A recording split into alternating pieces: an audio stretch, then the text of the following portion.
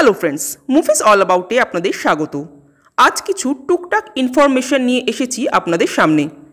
শাকিব খান মিমি চক্রবর্তী অভিনীত তুফান বাংলাদেশে রিলিজ করে গেছে এবং সেখানকার বক্স অফিসে এটা চূড়ান্তভাবে সফলতা পাচ্ছে।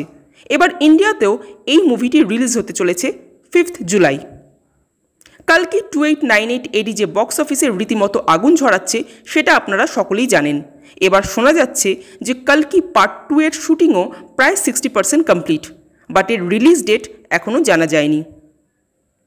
ফ্যামিলি ম্যান খ্যাত পরিচালক রাজন ডিকে সামান্থা ও আদিত্য রয় কাপুরকে নিয়ে একটি থ্রিলার ধর্মী ওয়েব সিরিজ বানাতে চলেছেন, যদিও সেটা কোন ওটিটি প্ল্যাটফর্মে আসতে চলেছে সেটা এখনও জানা যায়নি। বরুণ ধাওয়ান অভিনীত বেবি জনের রিলিজ ডেট মেকারদের তরফ থেকে অফিসিয়ালি জানিয়ে দেওয়া হলো। এটি রিলিজ হতে চলেছে ক্রিসমাসে, অর্থাৎ 25 ডিসেম্বর। দেবের টেক্কা থেকে সরে দাঁড়ালেন অনুপম রায়।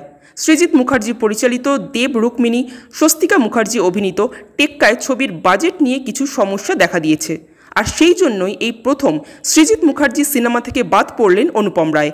তার জায়গায় এবার সুরকার হিসেবে যোগদান করলেন রণজয় ভট্টাচার্য।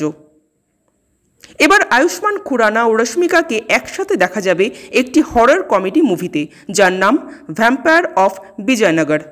পরিচালক মুঞ্জা খ্যাত আদিত্য সরপোদ্দার। সৃজিত মুখার্জি পরিচালিত মুভি সত্যি বলে সত্যি কিছু নেয়ের শুটিং শেষ হলো, সেটা অফিসিয়ালি জানানো হয়েছে। এবার দেখা যাক ফাইনালি কবে রিলিজ হয়। আজ এই পর্যন্তই। আমাদের ভিডিও ভালো লেগে থাকলে প্লিজ লাইক, শেয়ার ও সাবস্ক্রাইব করতে ভুলবেন না। Thank you.